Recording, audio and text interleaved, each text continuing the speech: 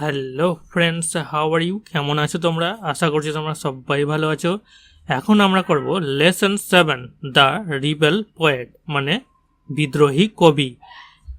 কাজী নজরুল ইসলামকে বিদ্রোহী কবি বলা হয়। এখন আমরা টেক্সটটাকে রিড করব।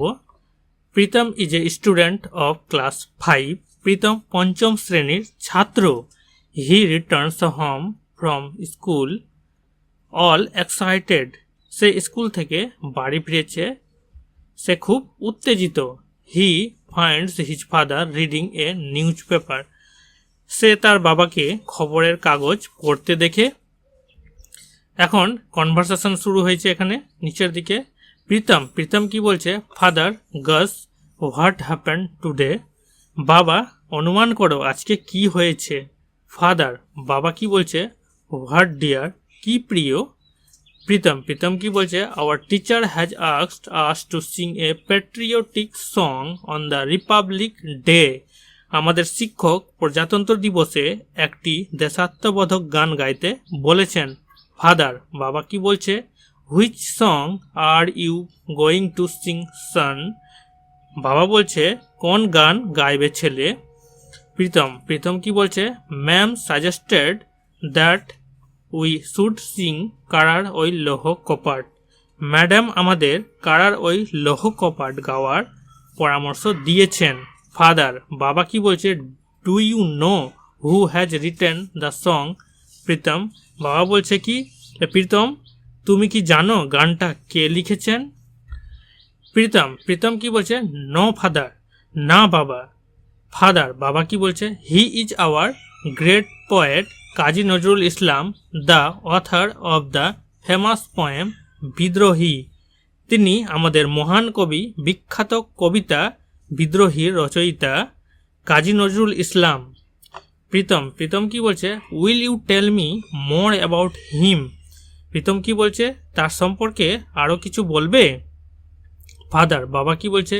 হি was born at a time when India was under the British rule. তিনি এমন এক সময়ে জন্মগ্রহণ করেছিলেন যখন ভারত ব্রিটিশ শাসনের অধীনে ছিল। Through his writings he inspired the Indian youth to boldly fight for freedom. তার লেখার মাধ্যমে তিনি ভারতীয় তরুণদের সাহসিকতার সাথে স্বাধীনতার জন্য লড়াই করতে অনুপ্রাণিত করেছিলেন। প্রীতম কি বলছে? When was he born father.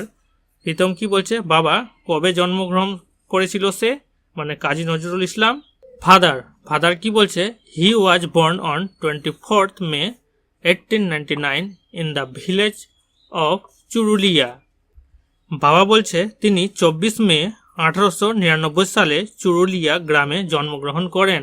This was near Asansol in the Bardhaman district of undivided Bengal. এটি অবিভক্ত বাংলার বর্ধমান জেলার আসানসোলের কাছে ছিল। As a child he was attracted to folk theatre and later wrote many folk plays like Datakarna and Kabi Kalidas. শৈশবে তিনি লোকনাট্যের প্রতি আকৃষ্ট হন এবং পরবর্তীতে দাতাকর্ণ এবং কবি কালিদাস এর মতো বহু লোকনাট্য রচনা করেন। প্রীতম কি বলছে?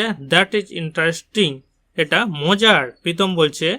ফাদার, বাবা কি বলছে? In 1910 Nazrul met the revolutionary নিবারণ চন্দ্র ঘটক হু ওয়াজ হিজ টিচার। বাবা বলছে 1910 সালে নজরুল বিপ্লবী নিবারণ চন্দ্র ঘটকের সাথে দেখা করেছিলেন, যিনি তার শিক্ষক ছিলেন। Who was his teacher.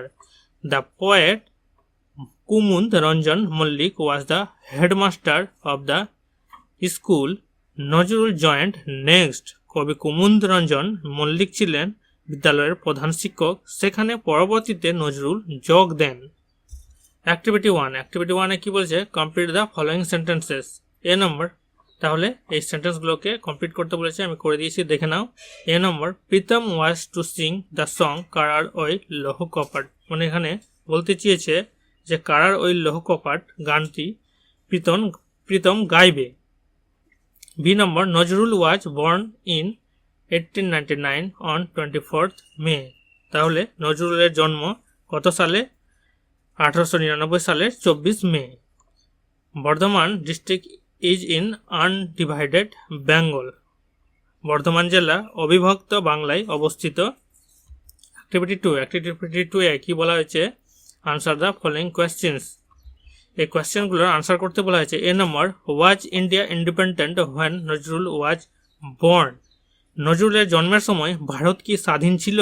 Answer কি হবে? Nazrul was born at a time when India was under the British rule. নজরুলের জন্ম সেই সময় যখন ভারত ব্রিটিশ শাসনাধীন ছিল। B number, name some of the folk plays that young Nazrul had written. তরুণ নজরুল যে লোকনাট্য রচনা করেছিলেন তার কয়েকটি নাম বলতে বলছে। আনসার কি হবে? দাতাকর্ণ এবং কবি Kalidas are some of the folk plays that young Nazrul had written. Datakarna এবং কবি কালিদাস হলো কিছু লোকনাটক যা তরুণ নজরুল রচনা করেছিলেন। হু ওয়াজ নজরুলস টিচার? নজরুলের শিক্ষক কে ছিলেন?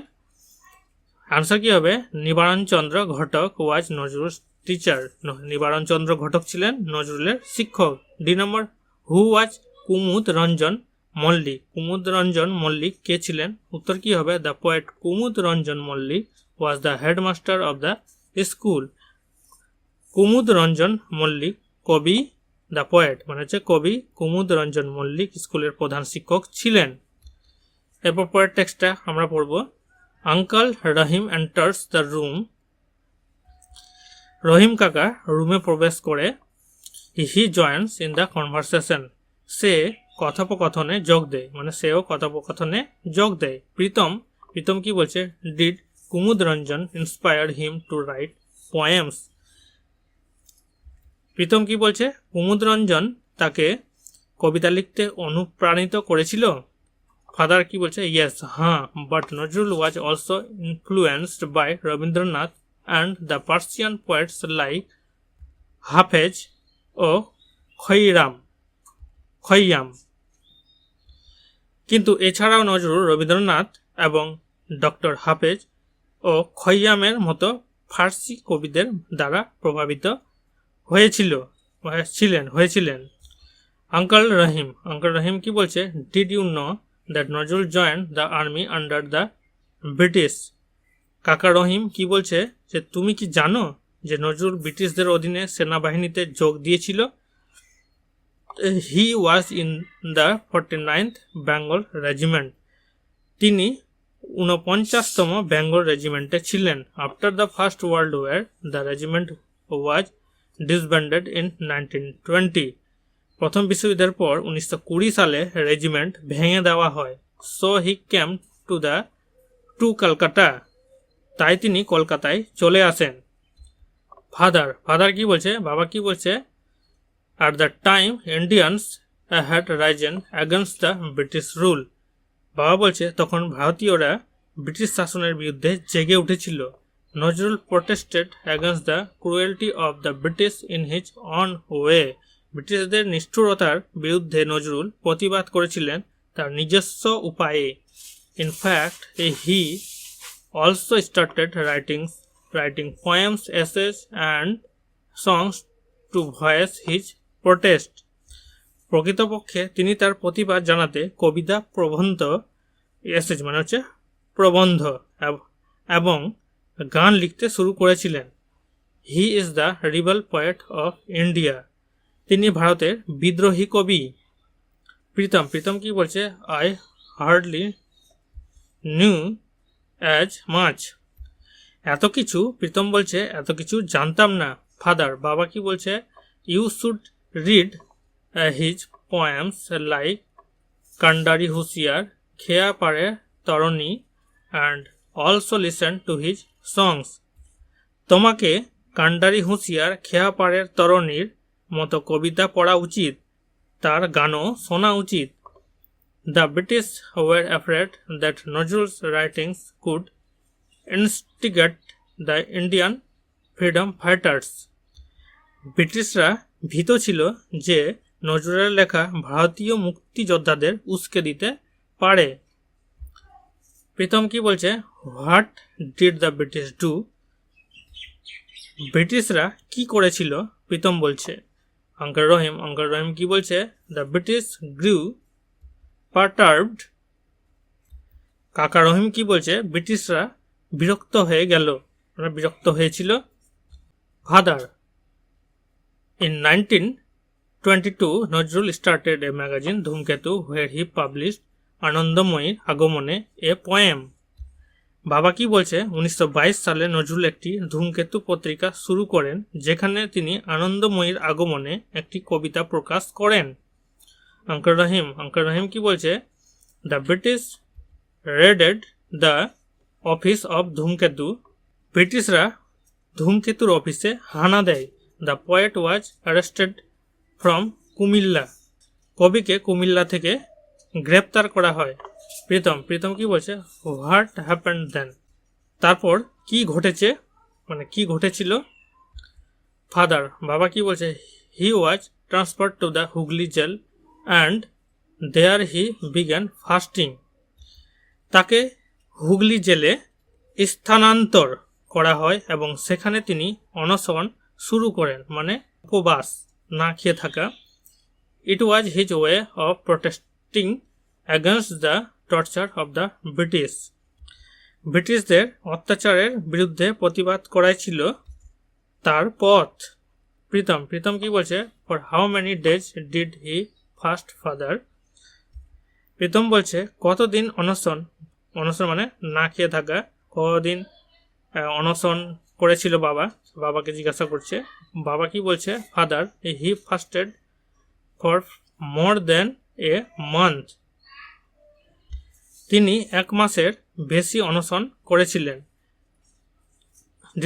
In December 1923 he was released from jail.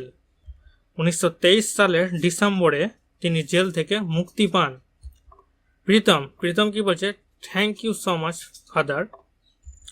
তোমাকে অনেক ধন্যবাদ বাবা।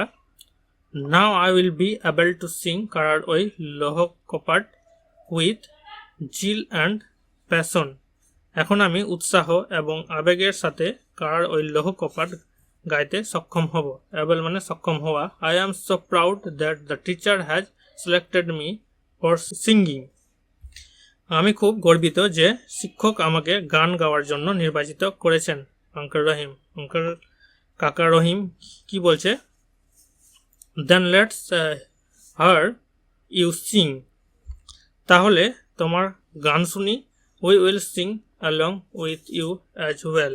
আমরাও তোমার সঙ্গে সাথে গান গাইব। অ্যাক্টিভিটি 3 কি বলেছে, টিক দ্য রাইট আনসার। যেটা সঠিক হবে সেটাতে টিক দিতে হবে।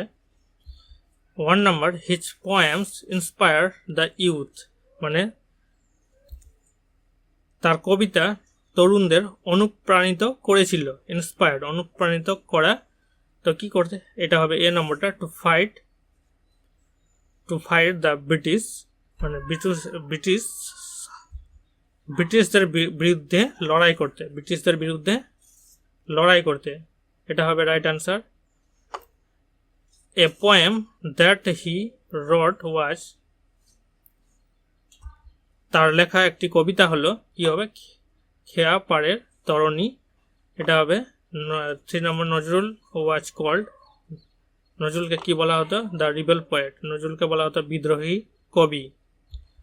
Activity 4, write T for true and F for false statements in the given boxes. তো এখানে সত্য হলে এই বক্সগুলোতে কি বলেছে, যে টি আর এফ লিখতে বলেছে। সত্য হলে টি হবে আর মিথ্যা হলে এফ, ফলস এফ বসবে।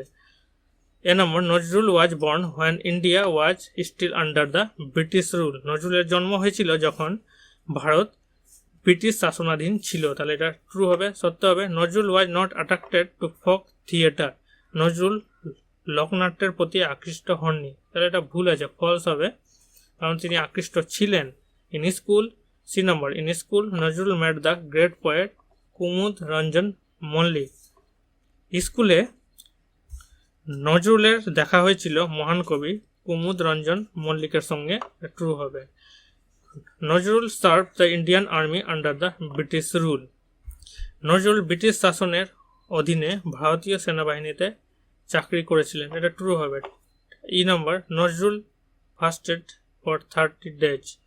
নজরুল 30 দিন উপবাস করেছিল। আমরা কি পড়লাম টেক্সটটাতে? এখন পড়লাম যে মোর দেন এ মান্থ, মানে 1 মাসের বেশি। তাহলে এটা কি হবে? ফলস হবে, ভুল হবে এটা সেন্টেন্সটা। অ্যাক্টিভিটি 5, অ্যাক্টিভিটি 5-এ কি বলছে? Fill in the chart with information from the text. Text থেকে ইনফরমেশন নিয়ে চার্টটাকে পূরণ করতে বলেছে, তা আমি করে দিয়েছি, দেখে নাও। এখানে ইয়ার আর এখানে হবে event. 1910, 1910 Nazrul mate the revolutionary নিবারণ চন্দ্র ঘটক। নজরুল বিপ্লবী নিবারণ চন্দ্র ঘটকের সাথে দেখা করেন। 1920 দ্য রেজিমেন্ট ওয়াজ ডিসব্যান্ডেড। 1920 সালে কি হয়েছিল? রেজিমেন্টটি ভেঙে দেওয়া হয়েছিল। 1922, 1922 সালে কি হয়েছিল? নজরুল স্টার্টেড এ ম্যাগাজিন ধূমকেতু। নজরুল ধূমকেতু পত্রিকা চালু করেছিল। 1923, 1923 সালে কি হয়েছিল? Nazrul was released from jail. Nazrul কারাগার থেকে মুক্তি পেয়েছিল। অ্যাক্টিভিটি 6, অ্যাক্টিভিটি 6-এ কি বলেছে? Answer the following questions. এই কোয়েশ্চেনগুলো আনসার করতে বলেছে, করে দিয়েছে, দেখে নাও। A number, who inspired Nazrul to write poems. নজরুলকে কবিতা লিখতে কে অনুপ্রাণিত করেন? আনসার কি হবে? The poet Kumud Ranjan Mallick inspired Nazrul to write poems. কবি কুমুদ রঞ্জন মল্লিক নজরুলকে কবিতা লিখতে অনুপ্রাণিত করেছিলেন। B number, why did Nazrul have to leave the army. কেন, নজরুলকে কেন সেনাবাহিনী ত্যাগ করতে হলো? উত্তর কি হবে? Answer, Nazrul had to leave the army because in 1920 the regiment was disbanded. নজরুলকে সেনাবাহিনী ত্যাগ করতে হয়েছিল কারণ 1920 সালে রেজিমেন্টটি ভেঙে দেওয়া হয়েছিল। C number, in which magazine was the poem আনন্দময়ীর আগমনে পাবলিশড। আনন্দময়ীর আগমন কবিতাটি কোন পত্রিকায় প্রকাশিত হয়েছিল? দ্য পোয়েম আনন্দময়ীর আগমনে ওয়াজ পাবলিশড ইন ধূমকেতু ম্যাগাজিন। আনন্দময়ীর আগমন কবিতাটি ধূমকেতু পত্রিকায় প্রকাশিত হয়েছিল। D number, why did Nazrul start fasting. Nazrul কেন অনশন বা উপবাস, ফাস্টিং মানে হচ্ছে উপবাস, শুরু কেন করেছিল? উত্তর আনসার হবে, Nazrul started fasting because it was his way of protesting against the torture of the British. Nazrul অনশন শুরু করেছিলেন কারণ এটি ছিল ব্রিটিশদের অত্যাচারের বিরুদ্ধে প্রতিবাদ করার উপায়। অ্যাক্টিভিটি 7A কি বলা হয়েছে? Underline the adverbs of the in the following sentences. এই সেন্টেন্সগুলোতে যেটা অ্যাডভার্ব হবে সেগুলোকে আন্ডারলাইন করতে বলেছে। কি ধরনের অ্যাডভার্ব? গ্রুপ দ্যাম, তারপরে কি করতে হবে? গ্রুপ দ্যাম করতে বলেছে। অ্যাডভার্বস অফ ম্যানার মানে আচরণ, অ্যাডভার্ব অফ টাইম সময়, অ্যাডভার্ব অফ প্লেস মানে জায়গা। তো এখানে আন্ডারলাইন করে দিয়েছি, দেখে নাও। Now I will go to school. এখন আমি স্কুলে যাব। তো এখানে নাও, তো এখন বোঝাচ্ছে সময়, আর নিচে এখানে লেখা হয়েছে এখানে টাইমে নাও। হি সেট বিসাইড মি মানে সে আমার পাশে বসলো। বিসাইড জায়গা বোঝাচ্ছে, এই যে beside adverb of place. He will watch A play tomorrow. তিনি বা সে আগামীকাল একটি নাটক দেখাবে। তো এখানে টুমরো মানে কালকে, আগামীকাল বলছে। তো এটা অ্যাডভার্ব অফ টাইম হবে। She eagerly waited for the result. সে অধীর আগ্রহে ফলাফলের জন্য অপেক্ষা করেছিল। অধীর আগ্রহে, ইগারলি হয়ে যাবে ম্যানার, একটা আচরণ, adverb of manner. The train moved slowly out of the station. ট্রেনটি ধীরে ধীরে স্টেশনের বাইরে চলে গেল। তাহলে স্লোলি, ধীরে ধীরে, তাহলে কি হবে? Adverb of time. এই যে স্লোলি এখানে লেখা হয়েছে। We on the match yesterday. আমরা গতকাল ম্যাচ জিতেছি, মানে গতকাল, এটাও অ্যাডভার্ব অফ টাইম হবে, সময়। কাম হিয়ার মানে এখানে আসো। তো এখানে এটা কি হয়ে যাবে? কাম হিয়ার মানে জায়গার কথা বলছে। এটা প্লেস হবে, adverb of place. I shall gladly do it. আমি আনন্দের সাথে এটি করব। তো তাহলে গ্লেডলি একটা ম্যানার হয়ে যাবে, এখানে বসেছে গ্লেডলি। অ্যাক্টিভিটি 8, অ্যাক্টিভিটি 8 কি বলেছে, let's learn how to paint pots, মানে কিভাবে পটটাকে রং করা হবে। তো এখানে পয়েন্টগুলো দিয়েছে। Now add linkers to show the process of painting pots, you may use the following linkers, এগুলো হচ্ছে লিঙ্কার্স অ্যাট ফার্স্ট দেন, এইগুলো যুক্ত করতে বলেছে। A pot is painted by the following steps, একটি পাত্র নিম্নলিখিত ধাপ দ্বারা রং হয়। At first a pot is bought from the nearby market, প্রথমে পাশের বাজার থেকে একটি হাঁড়ি কেনা হয় pot. Then it is washed with water, তারপর জল দিয়ে ধুয়ে ফেলা হয়। Next it is dried in the sun, এরপর রোদে শুকানো হয়। Thereafter it is painted, তারপর রং করা হয়। At last polished is applied to make the surface shiny, সবশেষে পৃষ্ঠকে, সারফেস মানে পৃষ্ঠকে, চকচকে, শাইনি মানে হচ্ছে চকচকে, চকচকে করতে পলিশ প্রয়োগ করা হয়। অ্যাপ্লাইড মানে প্রয়োগ করা। অ্যাক্টিভিটি 9, অ্যাক্টিভিটি 9 কি বলছে, right 8 sentences about the childhood of Rabindranath Tagore, মানে রবীন্দ্রনাথ ঠাকুরের শৈশবকাল নিয়ে 8টা বাক্য লিখতে বলেছে। 8 sentences, here are some points, এখানে পয়েন্টস দিয়েছে, এগুলো দিয়েই করতে হবে। Rabindranath Tagore is one of the greatest poets of the world, Rabindranath Thakur পৃথিবীর শ্রেষ্ঠ কবিদের একজন।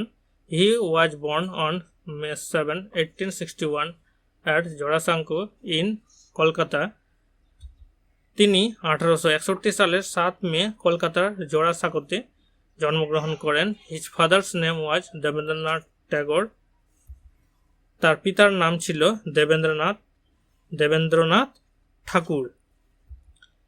হি did not enjoy formal schooling, so he was taught at home, তিনি নিয়মনিষ্ঠ স্কুলে পড়াশোনা উপভোগ করতে পারেননি, তাই তাকে বাড়িতেই পড়ানো হয়েছিল।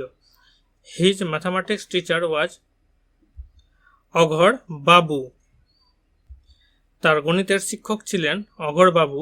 In his childhood he use to play in the veranda a role playing as a teacher, শৈশবে তিনি বারান্দায় শিক্ষকের ভূমিকায় অভিনয় করতেন। Then he touched the railing birds as if they were students,